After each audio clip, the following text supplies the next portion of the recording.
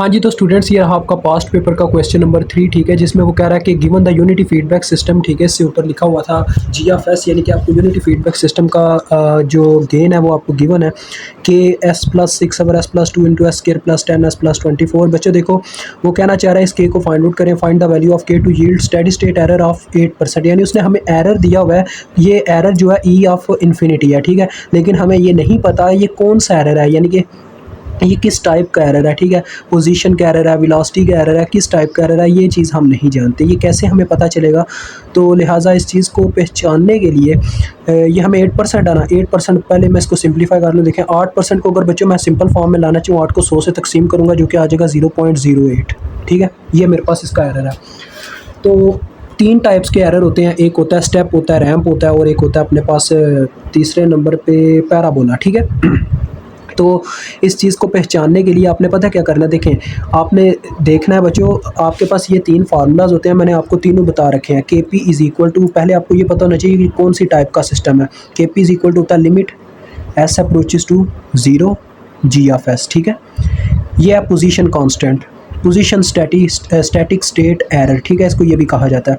के V is equal to होता है हमारे पास limit S approaches to 0 S G of S, ठीक है। ये है velocity static state error constant, ठीक है।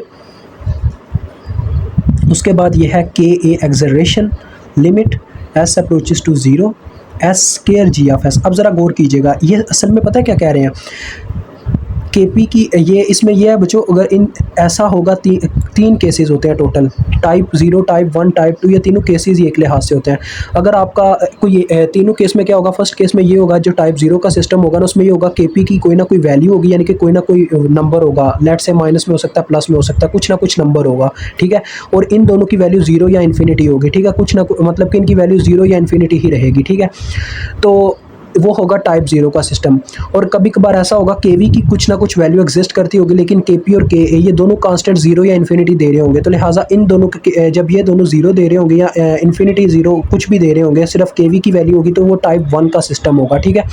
जब सिर्फ के ए हमें वैल्यू दे रहा होगा और ये दोनों 0 या इन्फिनिटी दे रहे होंगे, यानी इस फार्मूले को अप्लाई करने से इनके, तो फिर वो टाइप 2 का सिस्टम होगा। अब यहाँ पे ज़रा गौर करें, अगर मैं यहाँ पे जी एफ एस यहाँ पे पुट करता हूँ इसके फार्मूले में, तो इसका मतलब एस की जगह मुझे ज़ीरोस पुट करने हैं। अगर मैं एस की जगह 0 पुट कर देता हूँ हर जगह पे, ज़रा गौर करो, ये चीज़ मैं पहले ही आपको साइड पे क्लैरिफाई करवा रहा हूँ, वो क्वेश्चन में भी नहीं हम कर रहे, ठीक है। तो के इंटू आ जाएगा 0 + 6, यानी सिर्फ 6 ऊपर बचेगा, ठीक है। 0 + 6 आपको समझ तो आ रही है ना, इसकी जगह हमने 0 पुट कर देना है। इसकी जगह एस की जगह 0 पुट हुआ तो यहाँ पे सिर्फ 2 रह गया, 2 इंटू यहाँ पे एस की जगह 0 पुट हुआ, 0 का स्क्वायर 0 प्लस 10 इंटू 0, ये भी 0, सिर्फ 24 रह गया, ठीक है। तो ये देखो कुछ ना कुछ नंबर दे रहा है, ये अब जो भी बनता है, 2 1 बार 2 3 बार 6, 3 1 बार 3 8 बार 24, तो के ओवर 8 आता है हमारे पास के पी, ठीक हो गया, इतना हमें पता चल गया। अभी हमें के की वैल्यू नहीं पता, के पी की वैल्यू आपको भी मैं पता करवा के देता हूँ।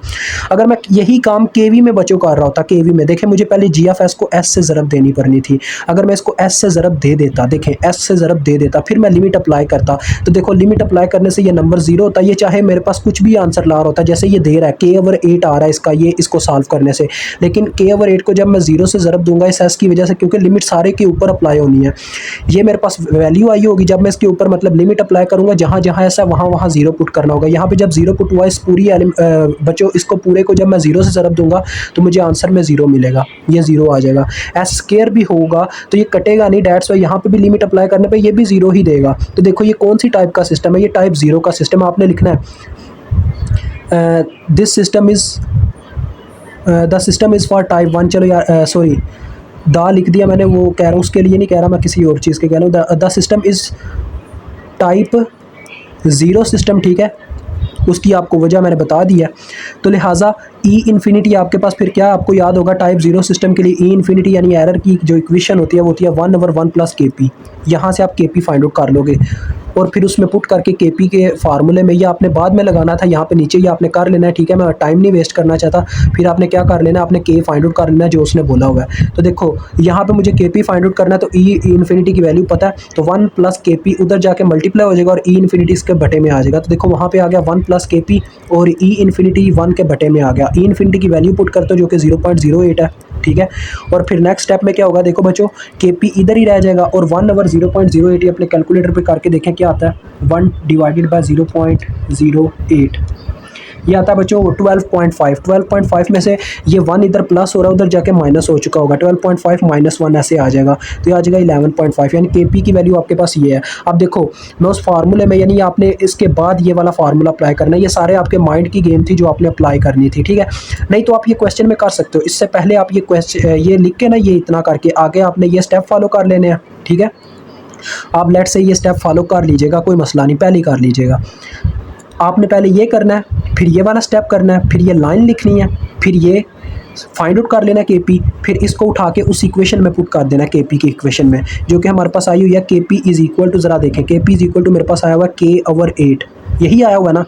तो k की क्या इक्वेशन बन जाएगी, k is equal to 8 KP. KP की वैल्यू हमें पता है 8 ज़रबे 11.5, तो ये आपका आंसर आ गया बस, 8 ज़रबे 11.5। तो ये बच्चों आपके पास 92 आंसर है। मुझे उम्मीद है आपको समझ आ गई होगी। बस इतना सा यार ये सिस्टम था, जिसको हमारे प्यारे भाई अहमद भाई ने कुछ ज़्यादा ही मुश्किल बनाया हुआ था। तो फिर भी यार कोई नहीं, परेशानी की बात होती है, कुछ बंदे होते हैं जो टेंशन ले जाते हैं। अभी मैं आपको एक और यार यहाँ पे छोटा सा मिसाल दिखाना चाहता हूँ टेंशन पूरी ख़त्म करने के लिए। ये आपका ना क्वेश्चन 4 है, जो मैं नहीं कर रहा आपके मतलब के पेपर का, पास्ट पेपर का, जिसका कोई फ़ायदा नहीं है, क्योंकि रूट लोकस आप डिज़ाइन करना आप जानते हैं। s × s+3 s+5 इस तरह का आपको गेन दिया गया हुआ उसमें, ठीक है। अगर इस तरह का गेन लेट से यहाँ पे आ जाता, तो फिर आपका कौन सा टाइप का सिस्टम होता। देखें आप यहाँ पे अप्लाई करके देखो, केपी का आप फार्मूला अप्लाई करते हो, अगर आप s की जगह 0 पुट करते हो, बटे में 0 बनेगा, जिसकी वजह से मेरे पास इन्फिनिटी आ जाएगा, ठीक है, यानी केपी आ जाएगा इन्फिनिटी। अगर मैं केवी का फार्मूला अप्लाई करूं, इसको s से ज़रब दे दूं, जो देखो इसको s से ज़रब दी तो बटे वाला s कट जाता है, ठीक है। तो अब इसमें जब लिमिट अप्लाई करूंगा तो मेरे पास कुछ ना कुछ k की फॉर्म में आ रहा होगा। देखो यहाँ पे 0 आएगा, यहाँ पे 0 आएगा, 3 ज़रबे 5 15, ये आ जाएगा केवी मेरे पास आ जाएगा k/15, ठीक है, ये आ जाएगा। के ए की बात करूँ तो वो 0 आ जाएगा, क्यों, क्योंकि मुझे s स्क्वायर से ज़रब देना होगा। देखो s स्क्वायर से ज़रब दूंगा, एक s काट जाएगा, लेकिन एक रह चुका होगा। जो ही लिमिट अप्लाई करूँगा, यहाँ पे 0 होने की वजह से पूरी होल टर्म में 0 हो जाएगी, तो वो 0 आ रहा होगा। तो इसका मतलब ये टाइप 1 का सिस्टम है। ये जो आपको यहाँ पे आपका मतलब कि दूसरा रूट लोकस का क्वेश्चन है ना, वो टाइप 1 का सिस्टम है। तो वहाँ पे आप के कैसे फाइंड आउट करोगे, अब आपको समझ तो आ चुका होगा। तो मुझे उम्मीद है यार अब आपका कंसेप्ट क्लियर हो गया। तो मुझे अभी इजाज़त दें, खुदा हाफिज़।